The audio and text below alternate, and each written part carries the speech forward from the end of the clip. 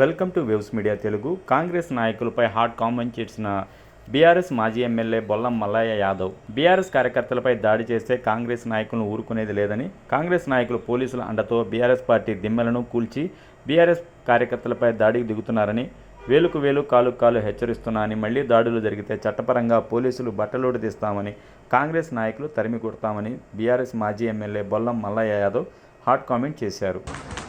పోలీసులు లాఠీ రాజ్యాన్ని నడిపిస్తున్నారు.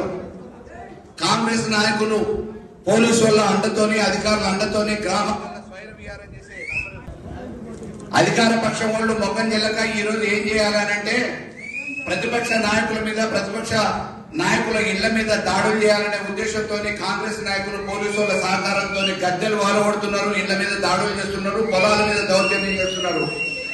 ఖబర్దార్ నేను చెప్తా ఉన్నా కాంగ్రెస్ నాయకులకి, మళ్ళొక్కసారి పునరావృతం అయితే కోదాడు నియోజకవర్గంలో ఎక్కడ గులాబీ జెండాని టచ్ చేసిన బీఆర్ఎస్ నాయకుడిని పైన దౌర్జన్యం జరిగిన ईद का जवाब ईद पत्थर से देंगे.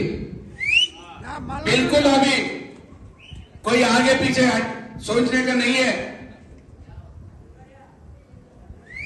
ఏలుకు ఏలు కాలు కాలు సమాధానం చెప్పడం మాకు కూడా తెలుసు. తప్పకుండా రేపు రానున్న భవిష్యత్తులో ఏ ఒక్క కార్యకర్త మీద ఏ ఒక్క చిన్న దాడి జరిగినా దానికి ప్రతి సమాధానంగా మేము కూడా దాడులకు దిగుతామనే విషయాన్ని పోలీసు వాళ్ళకి హెచ్చరికతో చెప్తున్నా.